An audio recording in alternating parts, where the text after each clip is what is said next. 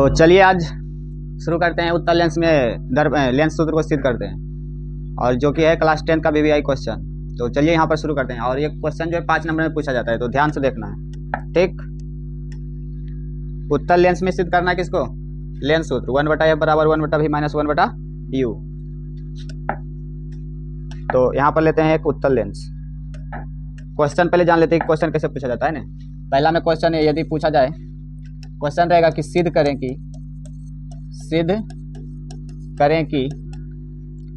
कि उत्तल लेंस में, कौन लेंस में? सिद्ध करें कि उत्तल लेंस में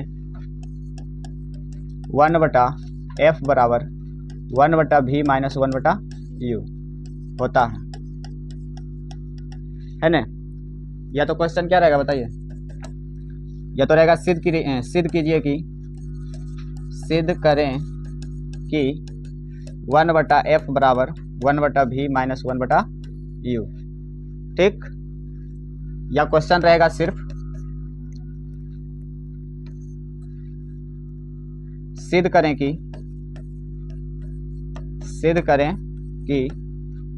उत्तल लेंस में सिद्ध करें कि उत्तल लेंस में, क्वेश्चन इस तरह से रहेगा, उत्तल लेंस में लेंस सूत्र सिद्ध करें,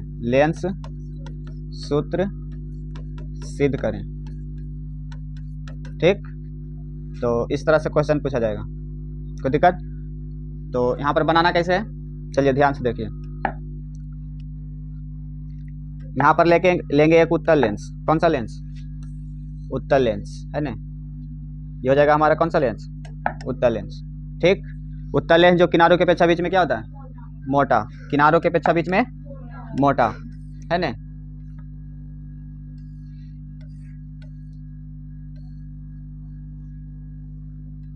ये इस तरह से हो जाएगा। कोई दिक्कत? चलिए यहाँ पर लेते हैं एक प्रधान अक्ष। ये हो जाएगा हमारा कौन सा? मुख्य अक्ष है ना। और बताइए यहाँ हो जाएगा क्या? F1, और यहाँ पर बोलेंगे क्या? F2, यानी कि इसमें दो फोकस होता है ना, F1 और F2। और इसको बोलेंगे 2F1, और यहाँ पर बोलेंगे 2F2 है ना। और इसको बोला जाता है क्या बताइए? प्रकाशीय केंद्र, यानी कि इसको मान लेंगे क्या? O, ठीक। और यहाँ पर इस तरह से हो जाएगा। चलिए इतना समझ में आया। अब इसमें एक किरण जाएगा मुख्य अक्ष के समांतर, तो ये कहाँ से निकलेगी बताइए? फोकस से है ना। कहाँ से निकलेगी? फोकस से, यहाँ से होके गुजरेगी। और ये किरण कहाँ से आ रहा है? तो यहाँ पर एक वस्तु लेंगे। क्या लेंगे जी? वस्तु। यहाँ पर एक वस्तु लेंगे 2F1 और F1 के बीच में, 2F1 और F1 के बीच में। तो प्रतिबिंब इसका कहाँ बनेगा बताए थे ना। इस तरह से किरण जाएगा। इसको फिर से कर लो।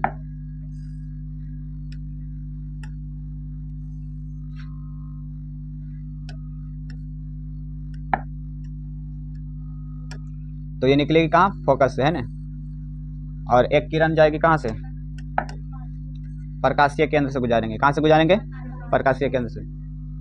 तो इसका जो प्रतिबिंब बनाएगा बताइए, इसका प्रतिबिंब कहाँ बनाएगा? जब यदि वस्तु को F1 और 2F1 के बीच रखा जाए, तो F1 का संबंध होता है किसे? अनंत से।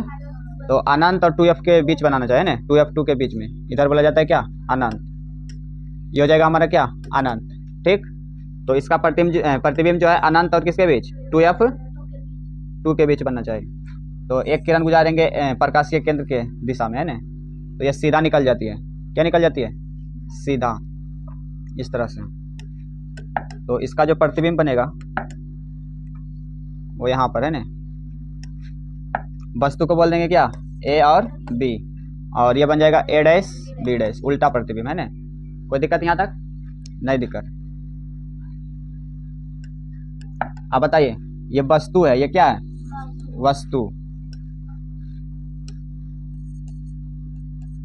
वस्तु है। तो इस दूरी को क्या बोलेंगे बताइए? सभी दूरी मापी जाती है किससे? प्रकाशीय केंद्र से। याद रखना है, सभी दूरियां कहाँ से मापेंगे? प्रकाशीय केंद्र से। और ये हो जाएगा वस्तु दूरी।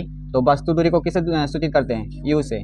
और प्रकाशीय केंद्र के कहाँ है? बाईं ओर की दाईं ओर? बाईं ओर। तो यहाँ पर निगेटिव होगा कि पॉजिटिव? तो ये माइनस में होगा। क्या होगा? निगेटिव, है ना। वस्तु दूरी जो होगा क्या होगा? माइनस में। और देखिए ध्यान से, ये हमारा कौन सा दूरी हो जाएगा? यहाँ से यहाँ तक प्रतिबिंब की दूरी, है ना, क्योंकि यहाँ प्रतिबिंब बन रहा है इसलिए बोलेंगे इसको प्रतिबिंब की दूरी। और ये प्रतिबिंब की दूरी क्या होगा? प्लस में, क्योंकि दाईं ओर है ना। कोई दिक्कत यहाँ तक? नहीं दिक्कत। और यहाँ से यहाँ तक क्या बोलेंगे? फोकस दूरी। कौन सा दूरी? यानी कि एफ। और ये भी होगा क्या? प्लस में। क्या होगा जी? प्लस में। आप देखिए ध्यान से, इसको यहाँ पर लिख लेंगे माना की, है ना, लिखेंगे माना की एक कौन सा लेंस है? उत्तल लेंस है। एक उत्तल लेंस है जिसमें प्रधान अक्ष पर ए बी वस्तु लेंस के सामने है ना, लेंस के क्या है? सामने रखा गया है, जिसका प्रतिबिंब ध्यान से देखना, ये 5 नंबर में पूछा जाता है ना, तो यहाँ ध्यान से देखना है। जिसका प्रतिबिंब क्या बन रहा है? ए डैश बी डैश बनता है। तो सिद्ध करना है कि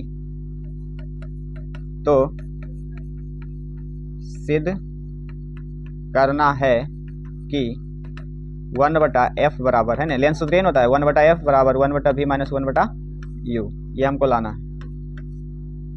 चलिए, इतना समझ में आया? इसके आगे देखिए ध्यान से,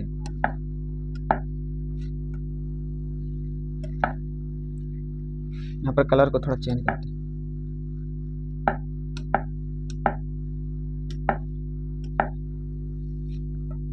अब क्लियर दिख रहा है ना? चलिए देखिए ध्यान से,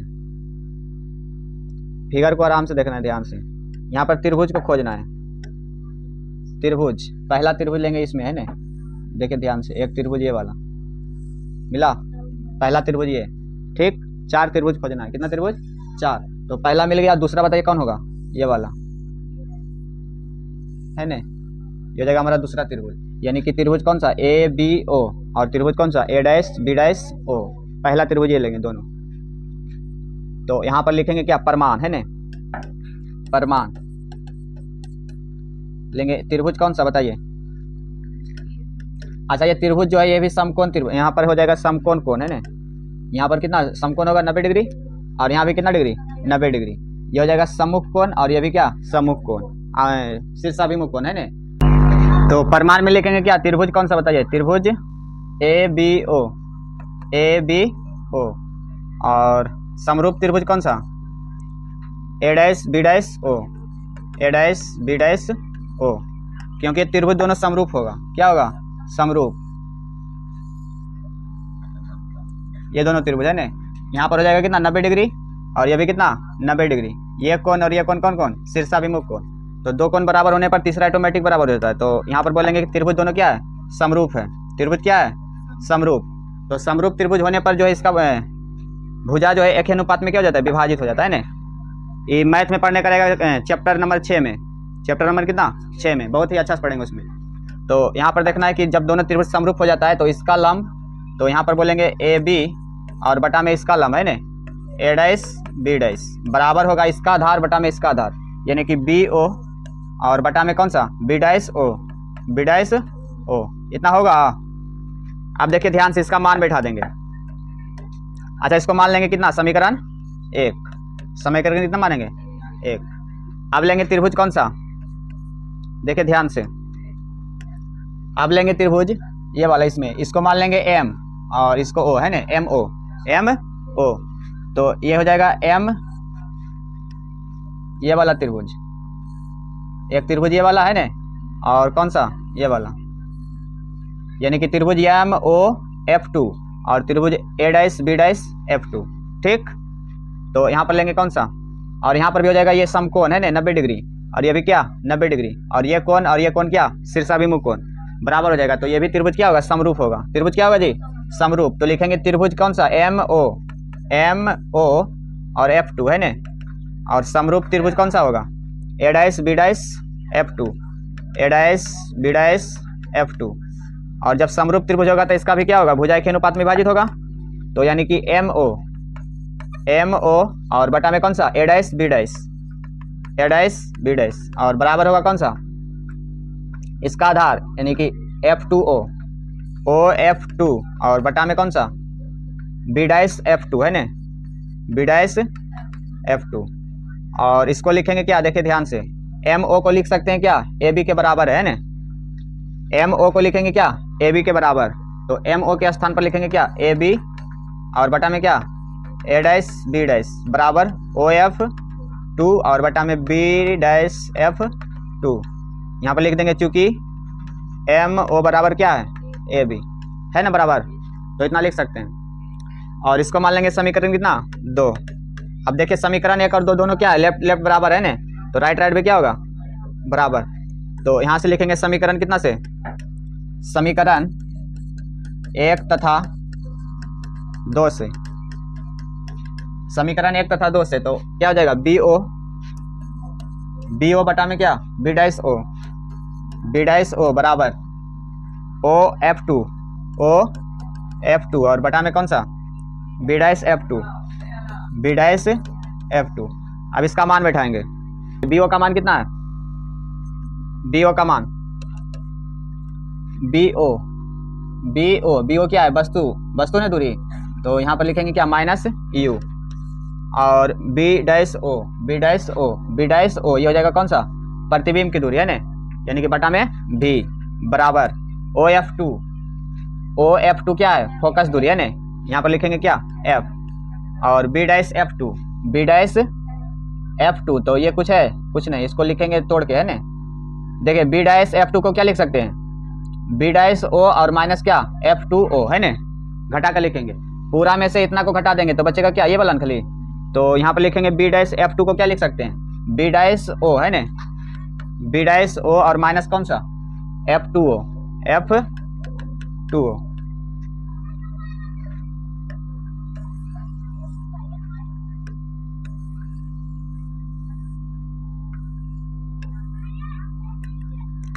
तो इसके आगे हो जाएगा क्या -U बटा में V है ना बराबर F और बटा में B'O का मान कितना है B'O, यानी कि यहाँ से यहाँ तक दूरी हो जाएगा कौन सा प्रतिबिंब की दूरी V और -F2O क्या है F फोकस दूरी। ठीक, अब यहाँ पर करेंगे तिरछी गुना, तो इतना गुना इतना करेंगे तो क्या आएगा बताइए -U भी है ना, ये दोनों गुना होगा तो -U और गुना -F, तो माइनस क्या +UF बराबर V गुना F करेंगे तो क्या आएगा VF V गुना F VF। ठीक, अब जैसे दर्पण सूत्र में किए थे यहाँ पर भी उसी करेंगे है ना, सभी में क्या करेंगे दोनों तरफ UVF से भाग देने पर, दर्पण सूत्र में जिस तरह से किए थे UV से क्या करने पर भाग करने पर, यहाँ पर लिखेंगे दोनों तरफ UVF से भाग करने पर, तो UV से F भाग कर देंगे तो यहाँ पर हो जाएगा -UV और बटा में UVF प्लस UF और बटा में भी इसका भी हो जाएगा UVF और बराबर VF और बटा में UVF, सबके बटा में UVF हो जाएगा है ना। और यहाँ से जो कटेगा उसको काटेंगे तो यहाँ से हो जाएगा क्या UV और UV कैंसिल होगा। अब यहाँ से बचेगा क्या F से F कैंसिल और U से U कैंसिल। ठीक, और यहाँ से क्या होगा F से F कैंसिल और V से V कैंसिल, बच जाएगा क्या देखिए ध्यान से, यहाँ पर बचेगा 1 और बटा में क्या F और ये माइनस में है ना, और प्लस 1 और बटा में V बराबर यहाँ बचेगा 1 बटा U। ठीक, खतरनाक रिजल्ट आएगा। और यहाँ से क्या -1 बटा F को उधर भेज देंगे ना, और इसको ये साइड लाएंगे तो ये हो जाएगा क्या 1 बटा V और 1 बटा U को प्लस से लाएंगे इधर तो क्या होगा माइनस में -1 बटा U और बराबर इसको माइनस उधर भेजेंगे तो क्या आएगा प्लस में 1 बटा F। तो यही लाना था हमको है ना, यहाँ लिख देंगे अतः 1 बटा F बराबर 1 बटा V माइनस 1 बटा यू। ये हो गया हमारा क्या, प्रूव्ड। कोई दिक्कत यहाँ पर? तो उत्तल लेंस में इस तरह से सिद्ध कर लेंगे। ठीक, यदि समझ में नहीं आएगा तो वीडियो को जो है दोबारा तिबारा देख सकते हैं, 2 बार 3 बार देखेगा, समझ में आ जाएगा। ठीक, चलिए अब फिर मिलते हैं नेक्स्ट वीडियो में, और अगला वीडियो जो होगा अवतल लेंस में सिद्ध करेंगे। धन्यवाद।